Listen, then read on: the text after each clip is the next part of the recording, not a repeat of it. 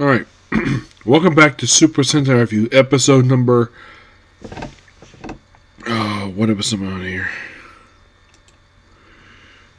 I think it's like 500, I think it's like 18, I think it is. Well, whenever my thing comes up here.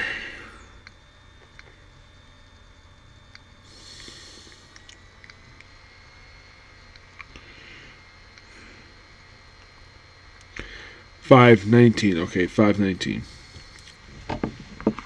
So this one we're discussing episodes 16 and 19 of Lupinranger versus Patranger. Yep.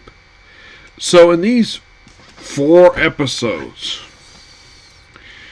we get some development here per se. Like Goody Striker himself, it's revealed that he's this little card thing.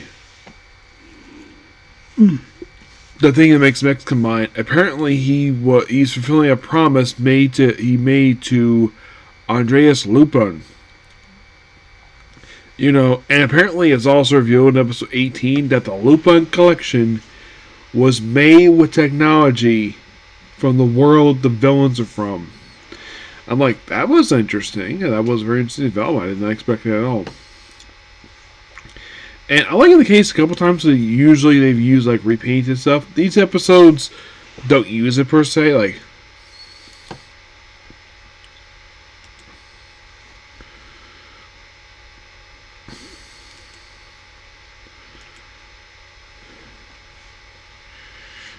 And I think in the case of like episode 17, I think it is. Yeah, 17. 17 has got like a couple, like 2 different plot threads to it. One where the monster of the episode makes you put the dreams, though his ability is basically not. No, actually, no. The first episode is basically, get this, a body swapping episode. You're like, what? A body swapping episode? Yeah. It's also hinted the fact that apparently the core of the monsters, I think it was revealed in episode 16. They revealed this, where apparently the savers their core, which contains the Lupin collection. Yes, so the whole thing with episode 16, it's a very popular reused Sentai plot thread. That being the body swapping episode. Yep. Yeah, where let's have basically Yellow swap places, have her mind swap place with a dove. And then had the monster story swap by with Lupin Blue, which apparently when he's in this form, he's gonna get some cute girls out of it. That's his words. And his Lupin piece is a ball. Looks like a repeated kid's ball. Yeah. And the safe is actually on his back, which is an interesting place. Where do the usually safes are? Usually like dead center of the chest. Also been in the arms. There's one safe I've seen in the bottom of someone's foot, but on the back, that's the first. It's also a good character piece for red and blue for the episode. In the case of episode 17, the 2 plot threads this one is this. Like, the monster makes you put people to sleep. Well, there's also, believe it or not, there's this girl appears in this episode. She is, from what I can tell anyways, a girl who's got a crush on Panther Red. And he's been awkward to accept her feelings. And she only appears in one episode. I don't think she appears again after this. No, not really. And of course, she has to leave the next day because she's going to Austria to go to a music school. Then you have to beat the monster at the end of the episode.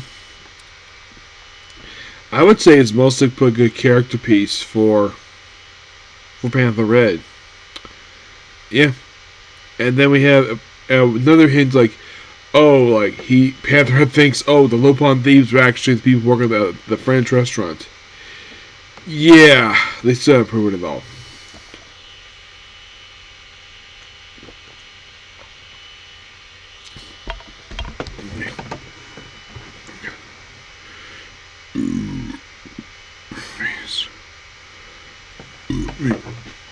18 brings back a character who was killed off back in episode 15. Well, mostly put in a retcon flashback. And this Lupin piece, believe it or not, is an old console from the 1990s. It looks like it's a repeated console that was used in Mega Ranger. Yeah.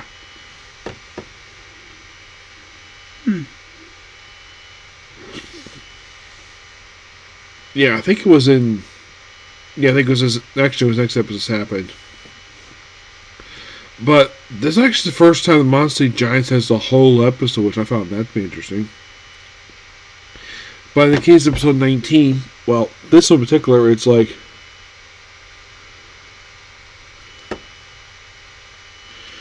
It's a Panther Green episode, where he somehow stops this random guy from accosting a woman. And it turns out he's actually a monster. Yeah, and then of course this guy has also been slicing up stuff people would not see him. And then and also there's a very weird and dumb plot thread which is dropped after this episode, where a local supervisor, the one Hilltop refers to, also refers by demanding like hell stop. So yeah, he doesn't think like he thinks he's like think about where the Lupin thieves, the Lupinranger, are getting a lot more attention than the Panther Rangers are, and then of course basically they go to the French restaurant and they're on Hilltop's dime, where then Green proceeds to drop soup on one of his boss's head, and then proceed to punch Panther Bread and punch Hilltop.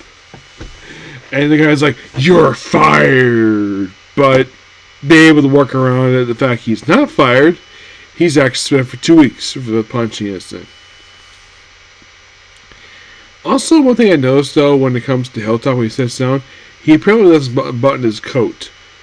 I guess if I can see the one, like, I'm sure the one button, it looks cool, but it's not practical to keep all the buttons but when you sit down.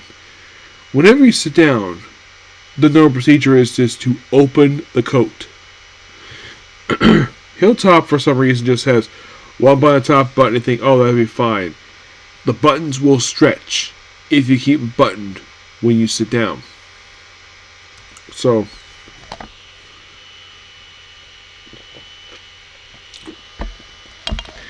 and of course, thanks to help from the Lupinrangers in their civilian cars, they basically have convinced that the whole thing there's a gangler is invisible. He tries to get to leave, but is told if you leave your apartment, you'll be fired on the spot. But he leaves anyways. Hilltop gets back a transmission device, and they proved the fact, yeah, he was actually telling the truth. And apparently the guy changes his tune, like, they're proper now, and he leaves. Holly Dog mentioned again here. They also mentioned the Global Police headquarters in France. I wonder if that's a nod to Andreas Lupin. Possibly, yes. But yeah, that's pretty much a particular video discussed here. So, I will see you all later for my reviews for more of this, Camera Double, and the final episode of Backstab Backward Dungeon next to. Bye.